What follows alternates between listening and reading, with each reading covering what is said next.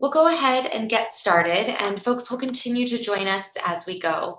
But good afternoon, and welcome to the IMSMP and Tisch MS Research Center of New York's Quarterly Connect webinar series. I'm so glad that you've joined us for an interdisciplinary discussion about navigating the holidays with MS.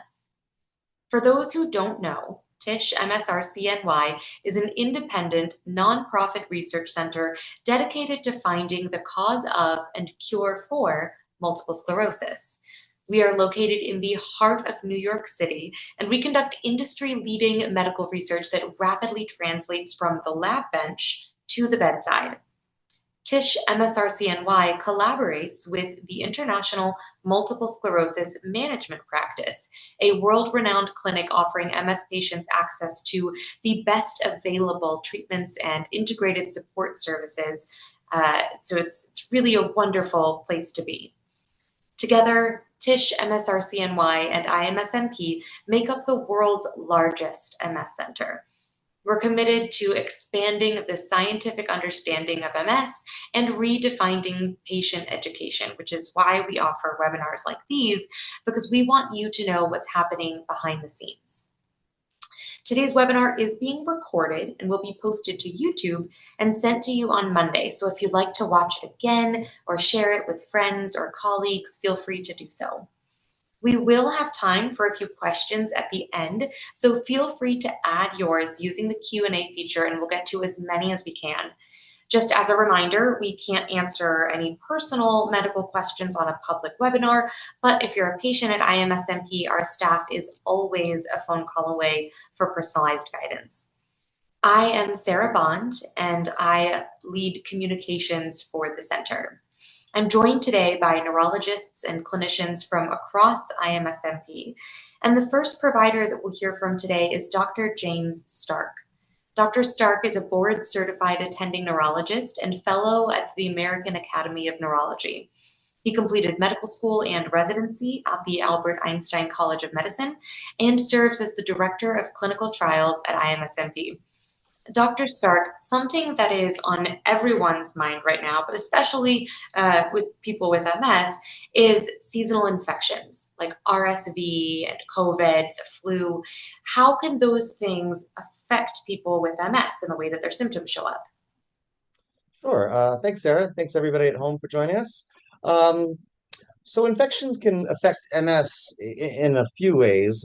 Certainly, patients are on certain treatments that can affect their immune system, so we worry a little bit more about infections in those patients in terms of treating the infection. But also, an infection can trigger a number of neurologic symptoms, and we call that a pseudo-relapse. So a pseudo-relapse is really the day-to-day variability in MS. Some days certain symptoms can come out, and other days things can be better. Classically, heat sensitivity or UTOF's phenomenon can cause a number of symptoms to come out while the patient's overheated. But an infection with or without a fever can do the same thing. That tends to bring out old symptoms, so symptoms you've had in the past that may have gone away for years can come back during the time of an infection. The symptoms tend to come and go. So that's a very good sign that you're not dealing with a new relapse, especially if the symptoms go away completely and then come back even a few hours later. But sometimes it can be difficult to distinguish between a relapse and a pseudo-relapse. And a call to your neurologist is the easiest way to figure that out, because there are certain ways, depending on sort of the pattern of the symptoms or where we think the different symptoms could be coming from, that would make us think that this is unlikely to be a new lesion. And to that point, anything that's causing the pseudo relapse is not actually making the MS worse or causing more damage. It's just sort of a reminder that the problem is there. So if somebody does get an infection over the holidays and they get a little of their old tingling back that's coming and going, that's probably okay. But it is always good to just give the center a call just so we can say that for you. Okay, that's pretty comforting, that an infection might just be an infection. And if you notice that it exacerbates your MS symptoms, it is probably not new disease activity, but obviously speak to your neurologist. Uh, what about preventing getting sick so that we don't have to do these mental gymnastics? What are some things folks can do during the cold and flu season? I mean, the best thing that our patients can do is really what we should all be doing during cold and flu season, and that's just sort of very common sense things that we were taught. So, hand washing is like probably the single best thing that you can do to prevent the spread of germs. You know, I never used to wear a mask until the pandemic, but even since then, I do have one with me, and I ride the New York subway every day and don't wear a mask, routinely. But if I have someone next to me that sounds like they're, coughing up something, I will just slip it on. So even though the pandemic is not a major concern right now, I think it is still okay to do that every once in a while in the right circumstances.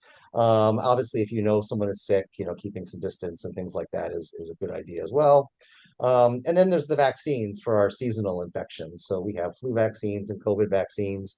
We're not, vaccines and autoimmune disease and MS have had a whole history, but really live vaccines are ones that we are more concerned about our patients taking. And these days, those tend to be if you're traveling somewhere very exotic. So certainly the flu and COVID vaccines available here are not live. Um, that is also a discussion that should be had with your neurologist because there may be some issues in terms of what treatment you're on and maybe the timing of the vaccines. We were more concerned about that during the pandemic because we kind of didn't really know what to make of it all at that time. And really, at the end of the day, the timing is not as important as we once thought. Although I certainly wouldn't do a vaccine, say, right after getting a B cell treatment, for example. Like I would at least wait a couple weeks. But there's also a time limit to when you can get certainly these seasonal vaccines. So that's something that can be gone over on an individual basis with your neurologist. Okay, yeah, that makes a lot of sense. General best practices, since seasonal vaccines are not typically live, they're generally well tolerated, but you'd want to speak with your neurologist just to confirm timing and any unique specifics that you might have with your MS. If you've met one person with MS, you've met one person with MS. If all of that doesn't work and someone does end up catching a cold or the flu while on immunosuppressive therapy, what do you recommend they do? Well, I will also just point out that everyone's different response to different treatments differently, but our old immunosuppressive treatments were a lot more suppressive to the immune system than our current smarter ones. And we've tried to be again smarter about our treatments so that there are less, so it's really focused on the part of the immune system that we really want to affect for the autoimmune condition and try to leave the rest of the immune system alone to be able to fight off things. So our treatments these days are less immunosuppressive than they used to be, but they still do affect the immune system. And again, I'll say the first thing to do is to just do what we're supposed to be doing anyway when anyone gets sick, and that's just take care of yourself. And you want to hydrate well. That's really important for flushing everything out. You want to sleep well. If you are actively ill, you do want to try to avoid getting other people sick. I suppose these days there are more specific treatments for some common seasonal infections. So there is a treatment for the flu and a treatment for COVID. I do think that all of those work best at the very, very first sign. And if you wait several days, they're certainly less useful than if you can catch it early on. So we also have testing for these things these days. So if you do think you're sick, you can get an urgent care clinic to do a test, a COVID test, and the earlier you know, the more benefit you'll get from the specific treatments. Not that everybody needs those treatments, but they are available now, and especially depending on your whole picture as well as what treatments you're on, that may be something that would be better for you. Thank you so much, Dr. Stark. All good things to keep in mind if you have MS and if you don't. So I appreciate it too. Next, I'd like to check in with Dr. Williams. Dr. Armistead Williams is also a board certified senior attending neurologist at IMSMP. He completed medical school at the University of Virginia Medical Center, trained in neurology at Columbia, and joined us here at the center after a 2-year fellowship with Dr. Sadiq. Dr. Williams, many folks are curious about their medication schedule when traveling, especially across time zones. If someone takes oral medication for their MS, should they adjust that based on their travel schedule? That's a good question, Sarah. Welcome everyone at home.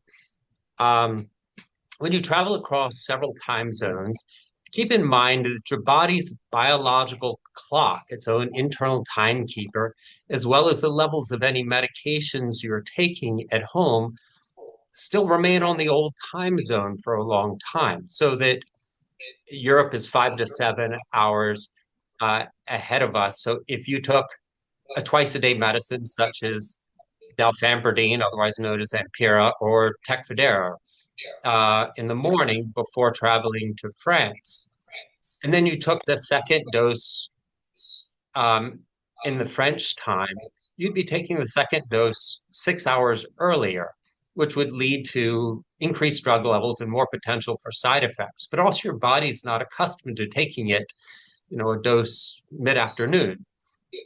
So for shorter trips, it's safer to keep with your home schedule by using a timer on your phone, or there are medication reminder apps so that you can just keep on schedule or close to schedule. If you're going to be on an extended trip, say beyond 10 days, discuss with us or your pharmacist. Is it maybe reasonable to gradually shift the timing of your medications by 1 to 2 hours a day to align with the new time zone? That makes sense. So stick to the program, but maybe there are some places where you'd want to nudge the window a little bit so that you can be in your new time zone eventually. So that's oral medications. What about infusions or injections, medications that involve a little bit more logistics? Should those or can those be delayed or rescheduled if people are traveling for the holidays during their normal times? Absolutely. There always are disruptions to people's schedules or to our schedules, the weather or other events, infections, or things that keep you from being able to stay on time. But remember, if you've been taking a monthly or every 6 month treatment for your MS and you've been on schedule, it's almost always safe to delay or reschedule the infusion by several weeks. Tysabri, natalizumab, or the B cell treatments continue to protect against relapses long after the scheduled timing. Now, the one exception would be if you'd already delayed treatment for several months or missed several doses, please call us to discuss if you need to delay it further. But we're happy to help you, and we navigate these problems all the time. Yeah, so if you But stay as a consistent, you total sort of build a travel, buffer, a little bit of resilience and wiggle room in there, which is great. yeah. What if someone experiences a flare-up during the holidays? It's unexpected, they're away from home. What do you recommend that folks do? Wherever you are in the world, we'll be able to help. Um, there are treatments available in any pharmacy in the world to treat an MS exacerbation, such as even high dose oral steroids. However, I wouldn't plan on having an exacerbation. If you've been stable on your MS treatment, it's very unlikely you'll have an MS exacerbation while traveling. I mean, we're in an era of highly effective therapies where we haven't tolerated people having relapsing disease for the last 15 years at our center. So we've already worked out a regimen where for our patients, they generally are protected against exacerbations. So coming back to what Dr. Stark mentioned about pseudo exacerbations, when an infection triggers a what feels like a relapse. Um, More often, if we're getting a call from someone who's traveling, it's because of something like an infection or the stress of traveling or changes in diet and sleep causing a mild return of old symptoms, but not a true relapse. So we're always available. We are the international MS management practice. We're fielding calls from people across this country and around the world all the time. But I would not plan on having an exacerbation, but we're here to quell your concerns. Even if it's a pseudo exacerbation, we're happy to field the call so that you can travel without having to worry about it. Yeah, and that's sort of the IMSMP difference, if you will. I see that bear out every day in our practice that we're happy to talk to folks and offer a little bit of reassurance or guidance, whether it's every day or the holidays. Thank you so much, Dr. Williams. Thank you, Sarah. Next, we're going to kick things over to IMSMP's in-house registered dietitian, Julia Rowe. Julia received her master's in dietetics from New York University, and she works with patients to build personalized, evidence-based nutrition protocols that support MS symptom management.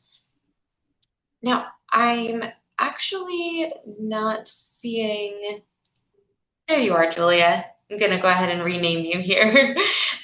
So, how can patients that use their diet as a tool for managing their MS symptoms, that have made a lot of progress with you, or just in the beginning of their nutrition journey, how can they enjoy holiday meals while sticking to an MS-friendly diet?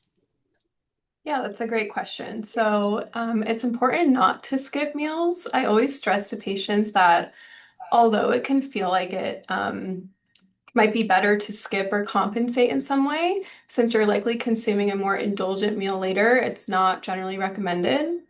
With so much going on around the holidays, it's important to be mindful of your hunger cues and maintain consistent energy throughout the day. So, having balanced meals rich in fiber and protein will help support that and can prevent overeating later. So, just as a reminder, your health is an accumulation of what you do most days. So, one day of more indulgent eating will not negatively affect your health or MS in a meaningful way. Also, I think it's important to keep in mind that holiday foods, gathering with friends and or family, and social connection is a part of health too. It's important to nurture those times, be present, and make the most of it. And sometimes that means having a more indulgent food with the people that you love. Um, so with that being said, though, you can still listen to your hunger cues. Leftovers the following day are great as well. And if you happen to be traveling, prepping a few easy items on the go can be helpful. So think like fruit, nuts, pre-cut veggies, jerky, yogurt, all of those are great snacks to have on the go that are filled with protein and fiber to help keep you full, maintain blood sugar, and support digestive health as well. Yeah, that makes a lot of sense. Don't skip breakfast. Enjoy the meals, be fully present. Add some snacks if you need to, especially protein and fiber, so that you're not coming into these meals hangry. There's always that fine line in the holidays between hungry and hangry, and we want to stay on the other side of it. Totally. Um, what if these holiday foods, because they are richer and different than what we're eating day to day, what happens if they cause digestive issues or inflammation or stress in the body? What do you recommend folks do to manage that? Yeah, so obviously, any foods that are incredibly disruptive, obviously avoid those. But if it's just like a smaller, not too invasive change in digestion, based off of enjoying a fulfilling meal with loved ones, I think it's worth it. However, not staying completely sedentary can help. So going for a little walk after a big meal with loved ones or a pet can definitely support better digestion. Having ginger tea can help settle the stomach and help reduce feelings of bloat if that's something you're experiencing.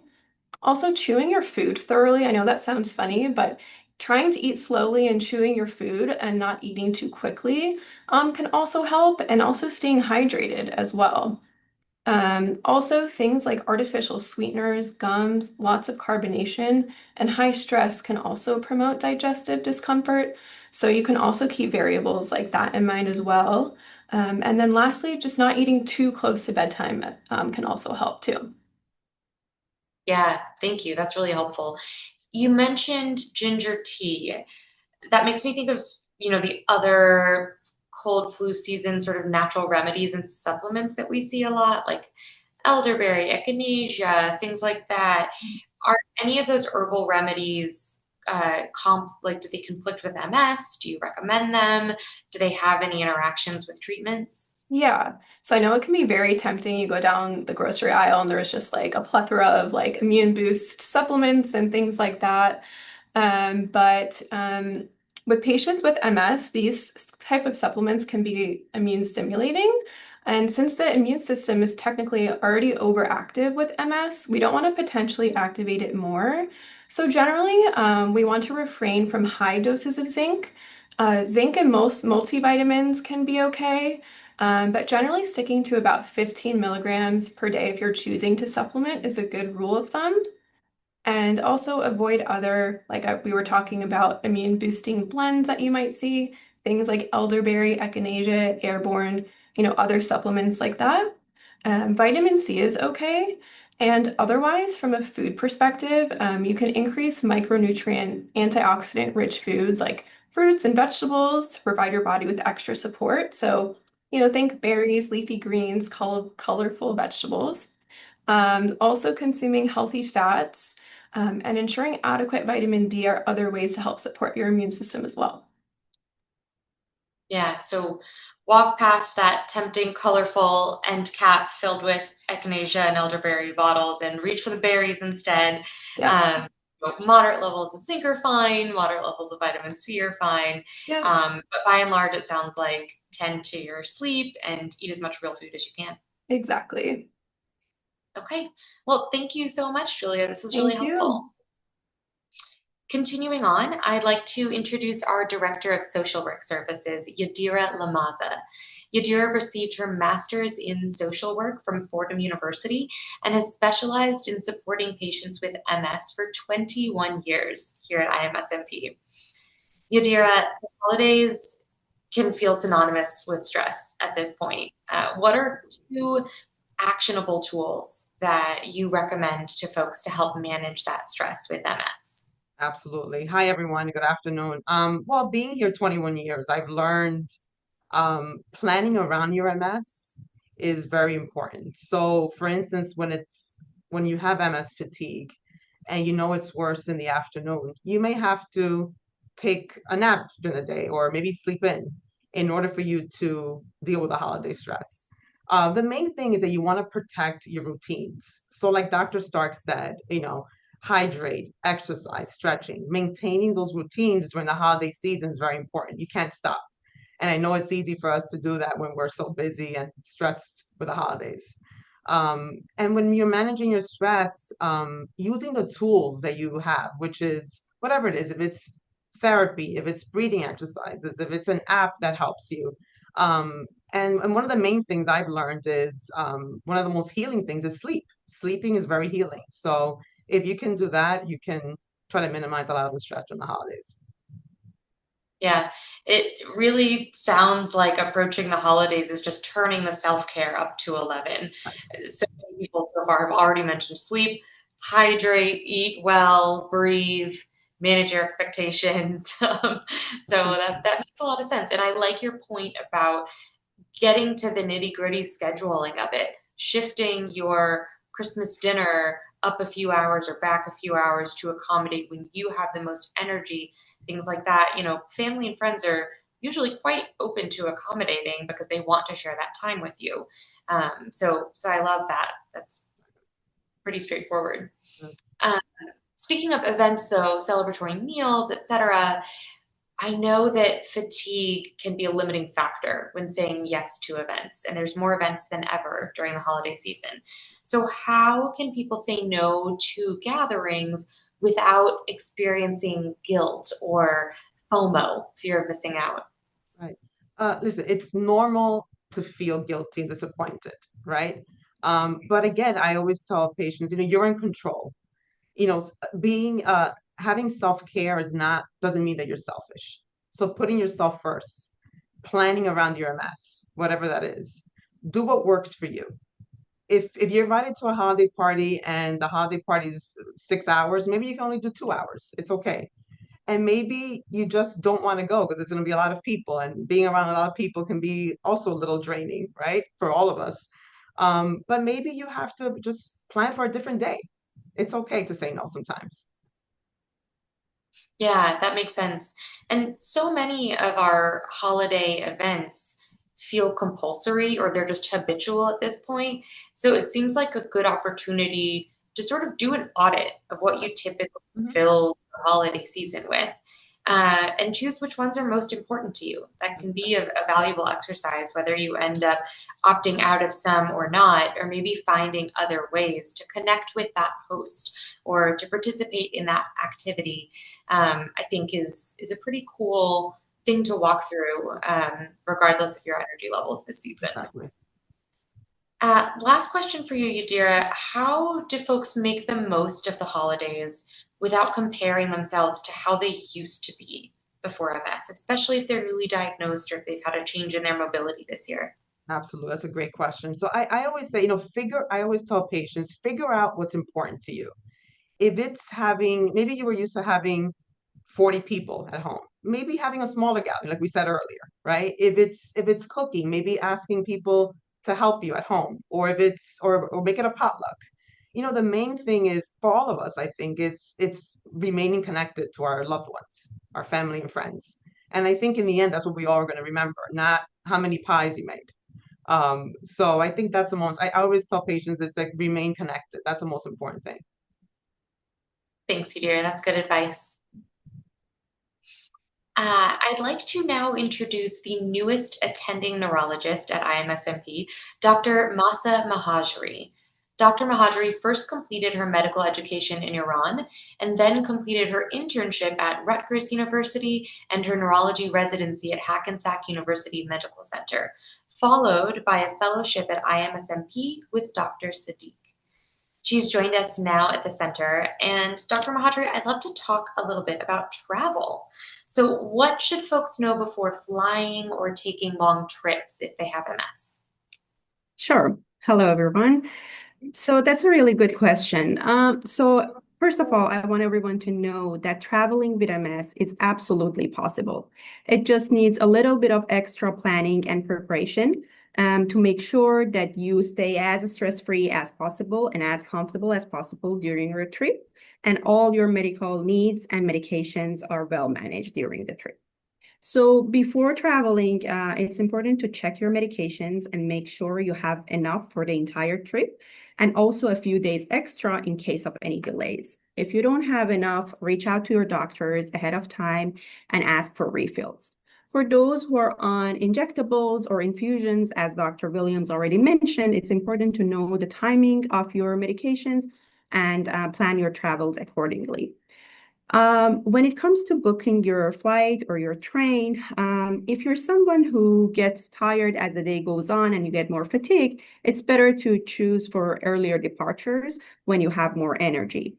And when it's possible, try to choose direct flights or direct trains to avoid that extra physical and mental stress and extra work when changing planes or changing trains. On the day of travel, keep all your medications in their original container in your carry-on, alongside with a list of the names of your medication and your neurologist contact information, in case you encountered any questions at any security checkpoints that what are these meds, and you can show these are personal use, and this is the name of them, and this is my doctor's contact information. And again, make sure you have extras because things can change, delays happen all the time, and the plans can change. So you don't want to run out of your medication during your trip. Also, on the day of trip, try to dress in layers so you can adjust the temperature when you're going inside and outside, and give yourself time to rest when you arrive at your destination. Don't start all the plan and funds right away. You need some rest before getting into action, and you need your body needs to adjust. And have in mind that possible time zone changes and the excitement of the travel and the new environment, they can all cause a little bit of exacerbation of MS symptoms. So it's very important to have that in mind and give yourself enough time to rest and recover. So with doing all this, I believe that you can travel confidently and without extra stress and enjoy your trips. Absolutely. And, we're seeing more flight disruptions and delays, changes than ever before this season. So the practice of having your medication close by, extra of it, clearly labeled, neurologist's info, that's all super good advice. And maybe you don't take the 6 a.m. flight to save $100. Maybe you take the noon flight to give yourself a gentler entry into your holiday trip. You mentioned how just new stimuli, different schedules can cause some exacerbations. of symptoms, and the most common symptoms that people stress about when traveling are spasticity and bladder issues. Do you have any commentary about those two things specifically? Sure. Yeah, these two are very common concerns, and actually a little bit of preparation and adjustment can goes a long way. For spasticity, sitting for a long period of time on a plane, in a car, or on a train can worsen the spasticity. So it's important to stand up, get up, and try to walk or stretch a little bit. If you need a reminder, you can put a reminder on your phone to remind you every hour or 2 hours. To do so, you can also ask your travel companion to remind you of this. If it's impossible to get up, you can still do a little bit of seated stretches and movement, even a gentle like flexing and extending your ankles and your wrists, and stretching can help really a lot. Also, it's important to know that dehydration can make the spasticity worse, so try to stay hydrated on the day of travel. If you're taking any medication for spasticity, such as baclofen or tizanidine, or anything in that category, you should take them at your regular time and always have extra doses in case there's delay, or in case on that certain day you need extras. For bladder management, also a little bit of adjustment can help a lot. Try to avoid caffeine and alcohol prior to your travels, as both of these can irritate the bladder and cause the symptoms to get worse. Also, if booking a flight, try, if possible, to book an aisle sit so it's easier for you to access the bathrooms and faster. And make sure that you use the restroom right before boarding. For longer trips, you can talk to your providers. Sometimes we can, depending on what symptoms you have, what medications you take, we can adjust the dosage of the medication, or possibly add a new one, just temporary, or add a extra dose. But this is very individualized, depends on your actual symptoms, what you're on, and what's the goal that you're trying to achieve. So you need to talk to your doctor directly about this. That's great. So there's options. There are things to do for those. That's really reassuring to hear. What about if cold weather is something that exacerbates people's symptoms? I know that hot and cold can be a little bit tricky. So how can folks stay comfortable if they're in cold weather? Sure. So temperature changes can affect MS symptoms in multiple different ways. While most of patients with MS complain that their symptoms get worse in hot weathers, there are certain people that their pain, their sensory changes, their stiffness can get worse in the cold weather. So it's very important to know how your body reacts to different temperatures so you can plan ahead of time regarding those. So one of the simplest and actually most effective strategies, as I mentioned before, is dressing in light layers. Dressing in layers allow you to adjust when you're moving in different environments with different temperatures. Also, those who get sensory symptoms or get weaker or stiff in their legs or in their fingers, wearing warm socks, wearing gloves, wearing thermal underlayers can all like make a big difference actually. If your spasticity gets worse in cold weather, it's important to have a daily stretch exercise and a gentle daily activity to help that. Also, a warm bath or a warm shower, or sometimes a heating pad on a low setting, not a hot setting that can be dangerous, can be very helpful. When spending time outdoor, try to limit your exposure to cold and wind, and even short breaks indoor to warm up can help prevent the exacerbation of your symptoms. And when you change your environment from outdoor to indoor, give yourself some time, couple of minutes before you actually remove the layers that you have, so your body doesn't encounter a temperature swing, say. Also, fatigue has been more noticeable for some patients in cold weather. That's because sometimes in cold weather, because of the shorter days and also sometimes traveling in this season, it's harder to keep up with the routines. So if that's the case, it's very, very important for you, as everyone else mentioned, give yourself enough time to rest, hydrate, and have a routine exercise program, indoor gentle exercise program during the winter time, so you can maintain your energy. Great, thank you so much. So what I'm hearing is that our neurologist is saying to stay inside, bundled up, and drink hot tea and cocoa because it's good for our MS, right? Sure. That's what I thought. Well, it's really helpful to hear your clinical perspective on traveling with MS, and to demonstrate how we can apply those considerations to real life scenarios. We have the Senior Manager of Rehab Services, Jacqueline Smeckler. Jacqueline received her master's in occupational therapy from Nova Southeastern University and is both an assistive technology practitioner and a certified neurospecialist. Jacqueline, when someone is planning a trip to a new location during the holiday season, what should their first step be in the planning process? Sure. Hi, everyone. The first step would be to take an inventory of what your concerns are and what your needs are. And that will kind of help you prioritize what you need to do when you're planning your trip. There are also travel agents and agencies that actually specialize in helping people travel when they have a disability. So they may know of hotels or restaurants that are especially accommodating in the city that you're going to, as well as any tricks of the trade that they might have picked up along the way. Some cities themselves even have websites that are dedicated to accessibility. Like, for example, one of our patients showed us the other day that Nantucket actually has a 36-page PDF of all of their accessibility options in their city. So definitely check out the city website wherever you're going, and they might surprise you and have something as well. That's so cool. Wow. So once they have that sort of covered, what accessibility accommodations can someone look for or ask for when they're getting to that destination, say by plane or train?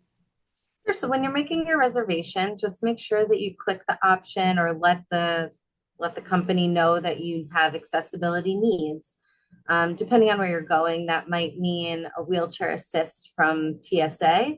It might mean a golf cart ride to your gate. It could mean an aisle chair and help transferring on the plane. On trains, it might be that you need to know where the strap down location is so you could stay in your wheelchair and not have to worry about transferring. My one big piece of advice is to always register your wheelchair, let them know that you're having one, and always take photos before you get on the plane and also when you get off. We've unfortunately had patients that have filed their claim after they left the airport, and the airport essentially says you can't prove that it happened on our flight. So make sure to do an inventory of any damages and just make sure that everything is okay before you leave the airport. Yeah, thank you. That's a good flag for everyone to hear. After getting to point B, what should folks be aware of when it comes to accommodations in like hotels, Airbnbs, boutique guest houses? Any tips there? Yeah, so I would definitely pick up the phone and call the hotel or the host that you're staying at, and ask them directly what accessibility means to them, because accessibility is not the same everywhere you go. And we want to make sure that you're getting what you need from to where you go. So see if they have equipment, see what their bathroom setup's like, the height of their bed, if they have equipment. And if they don't have equipment that you use at home that you would find helpful, then ask them if there's a rental agency in their city that they've worked with. You can look into renting things like a Hoyer lift, a commode, a bath bench, a scooter, or a wheelchair, just to make life easier. And even if you don't usually use these things at home, it might be a good idea to get them while you're on vacation so that you can keep up with everybody. And it doesn't mean that you're less independent. It doesn't mean that you're getting worse. It just means that you're open to having more experiences, even if you need a little bit more help. I love that. Especially, you mentioned earlier wheelchair assists in airports. Maybe you don't always use a wheelchair at your home airport, but if you're flying somewhere you've never been before and you've got this whole holiday visit ahead of you, maybe you use a wheelchair when you get there, just because you don't know what the distance you'll need to travel is in order to exit and get to your final destination. So the idea that some of these things that you implement at, through transit and at your accommodation once you get there can be temporary is pretty cool. Last question for you, Jacqueline. When people travel for the holidays, they're often going to a different climate from whence they came. Dr. Mahadri shared some tips around that, but could you elaborate with some perspective from the PT and OT team? Sure. So in general, we like to remind people to travel at your own pace. You don't need to keep up with people. If it's too hot, go find some shade or air conditioning. If it's too cold, go inside where there's heat or find a cozy fire. Like, walk slower when you need to. When conditions are icy, wear proper footwear. Just be smart when you travel. And also, there's a lot of brands and types of adaptive clothing out there that could make life a little bit easier without sacrificing function or fashion. For example, there's jackets and sweatshirts that come with magnetic zippers or maybe straps or Velcro.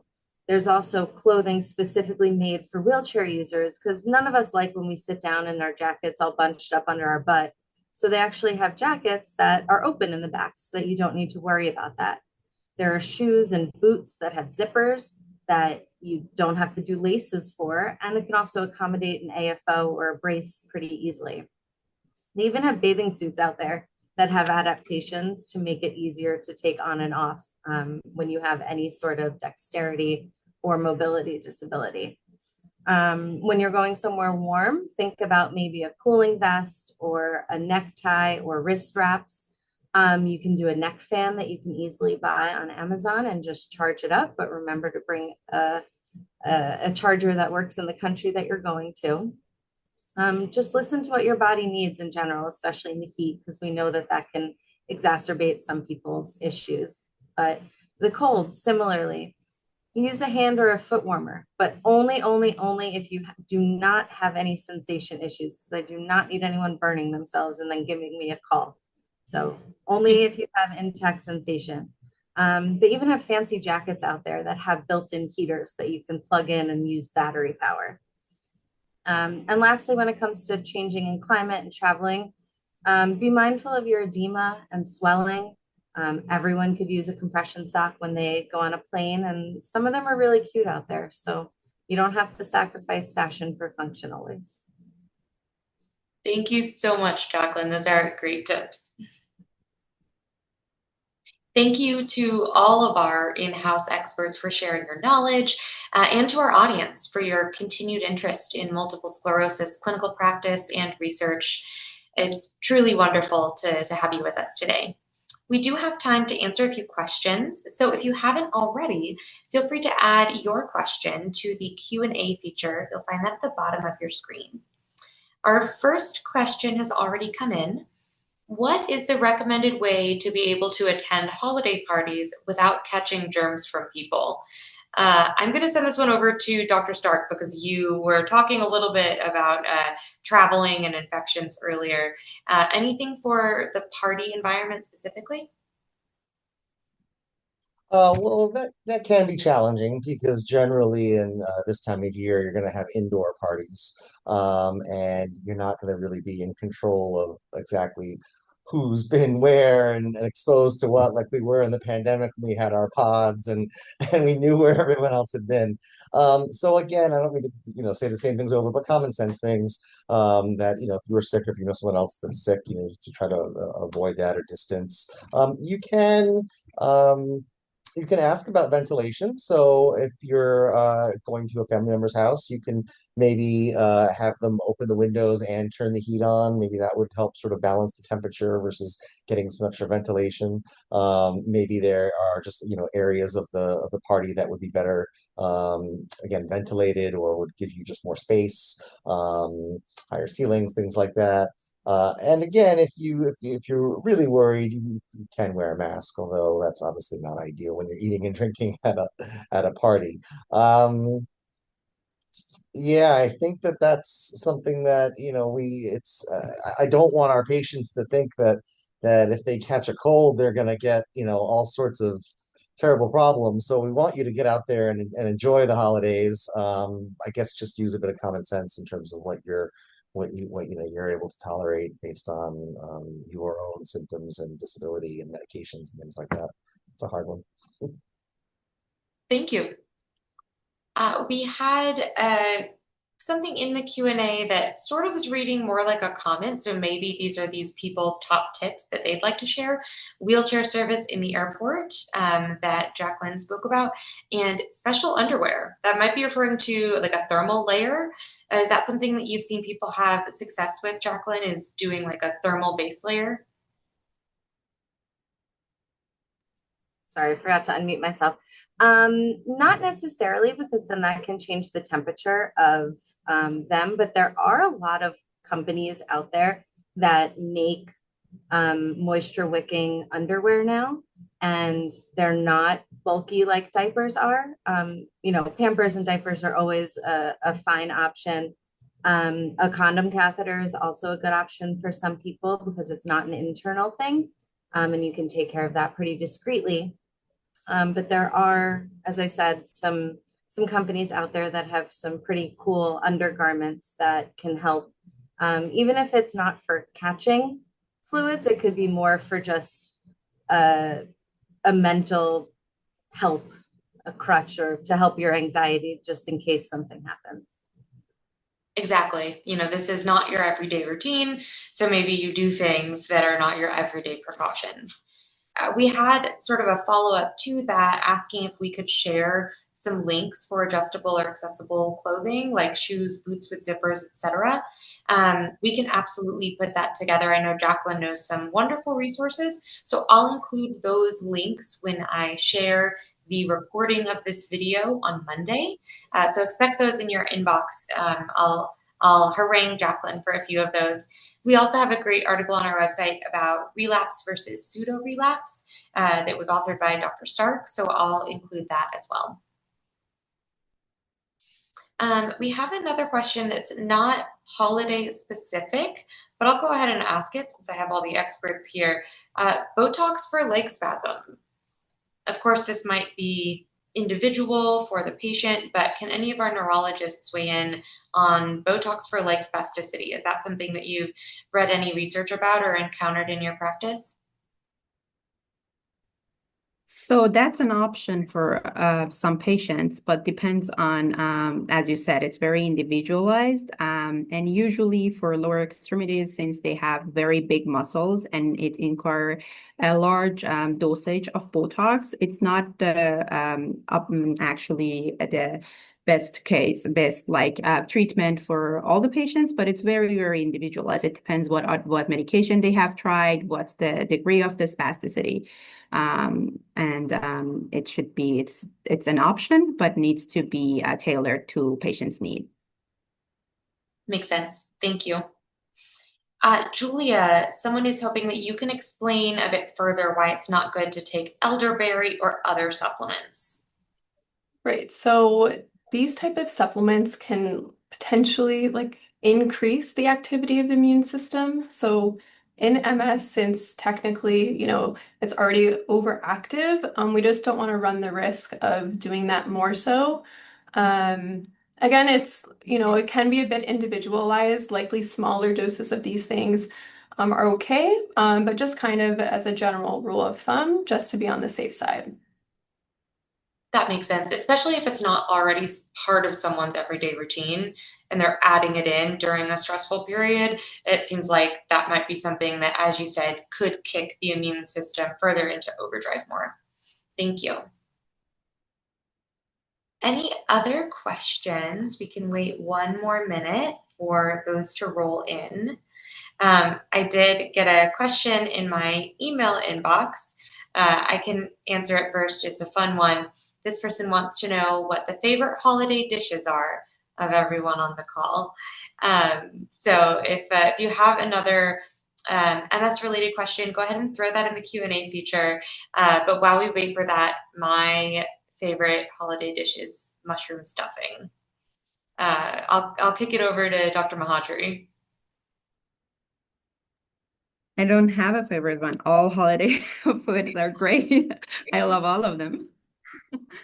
Okay, fair. We'll allow it, but no one else can answer that way. What about you, Dira?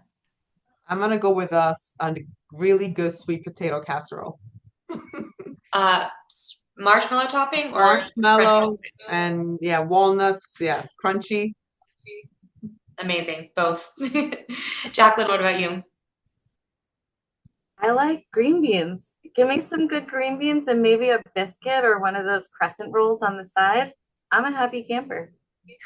Yeah, yep. Green beans, yes. Green bean casserole, absolutely not. I think I have some bad childhood experiences of that cream of onion soup going in, and it's just doesn't do. Just a plain string bean. Yep. What about you, Julia? I mean, both of mine were taken. I was gonna say the sweet potato or stuffing, so but both of those are great. Yeah. Well, the holidays are about sharing, so good to know. Dr. Stark? Yeah, those are all way too healthy. I like to just smother everything in gravy. So, sausage stuffing and gravy, mashed potatoes and gravy. Really, all the sides are my favorite, but they have to be smothered in gravy. It's the British in me. I love it. And what about you, Dr. Williams? Yeah, I would go with Dr. Stark. I like the sides and I like gravy. I'm from Virginia, so we always break out an oyster roast because I'm from the Chesapeake Bay. So that's a nice thing around the holidays. And a sweet potato pie. Those all sound excellent, and I'm now hungry. Thank you all so much for sharing your tips. And a theme that I heard throughout from all of you is to trust your plan and be flexible, because your health and happiness are the result of your day-to-day habits. And if you're stressed about maintaining those habits or routines perfectly, then you're missing out on what all of those routines are really in service of, which is allowing you to be present with loved ones and in moments of solitude, just leaning into connection, gratitude, and joy in the holiday season. If you're on the call today, I encourage you to follow us on social media at TISHMS, TISCHMS, and at imsmp.nyc. And shoot us a message or an email if you have a topic request for a future Quarterly Connect webinar, because we'll be back in 2026 with a whole new schedule for you. So from all of us at IMSMP and Tish MSRCNY, we wish you a happy, healthy weekend and a wonderful holiday season. Thank you so much.